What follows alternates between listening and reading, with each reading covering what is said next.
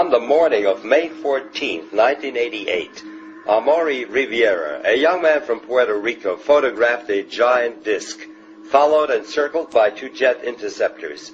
What makes the sensational pictures even more interesting is Riviera's claim that he had contact with the occupants of this UFO.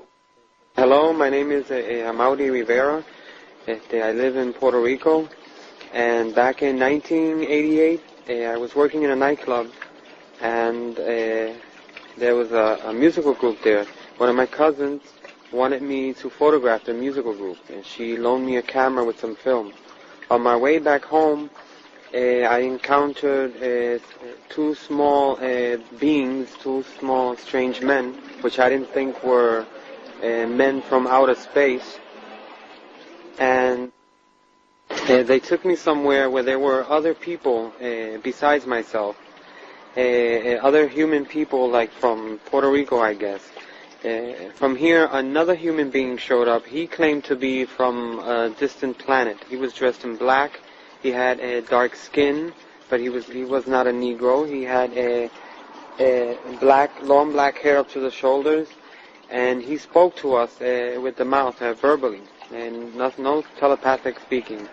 He showed us various projections, which looked very real, the projections, and he informed us about a whole bunch of things that are even still incredible to me.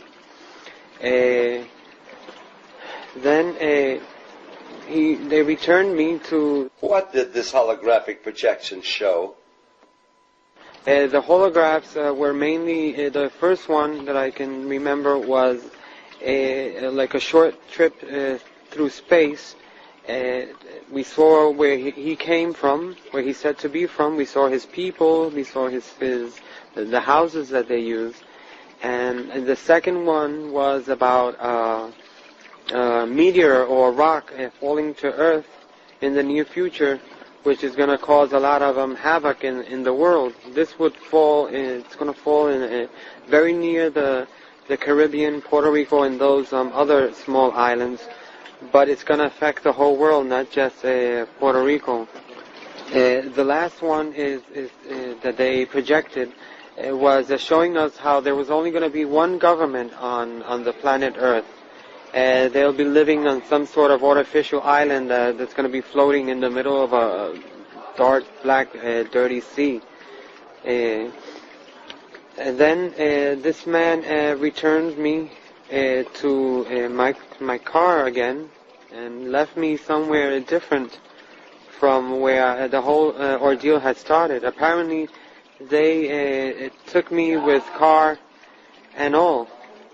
After this, at this given time, I heard some jets in the sky, and I still had my cousin's camera, and I took the pictures, 4 of which I'm making public nowadays.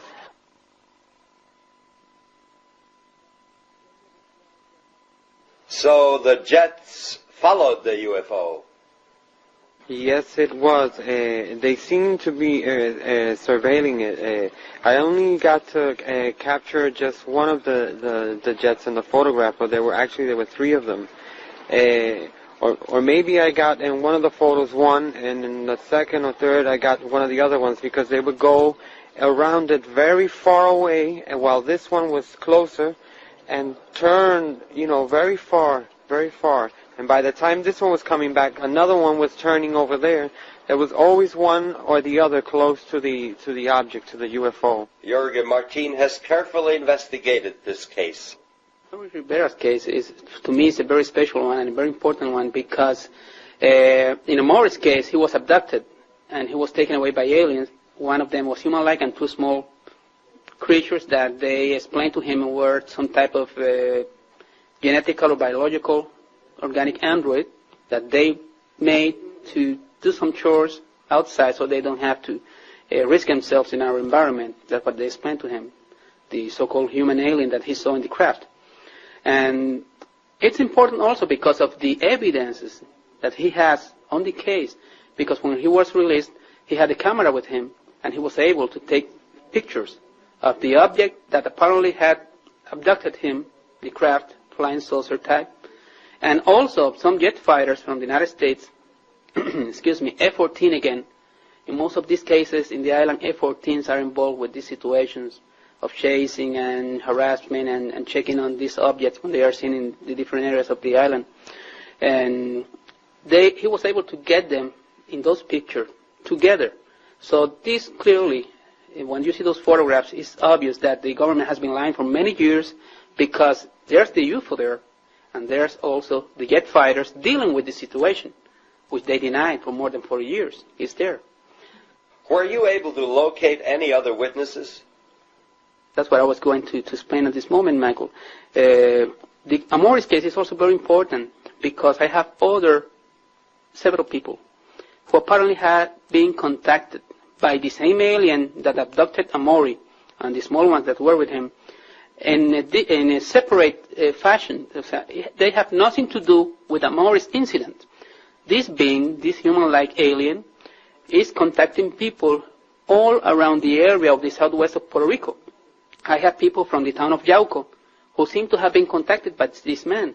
I have this fisherman, Andres Maldonado, who I got in contact with Amori because he told me several things Amori had told no one before, only I knew them, about the name of the alien and all the details that he was using to check on the people who really may have been in contact with the same being the night he was abducted, because there were about 14 other people there in the craft that night.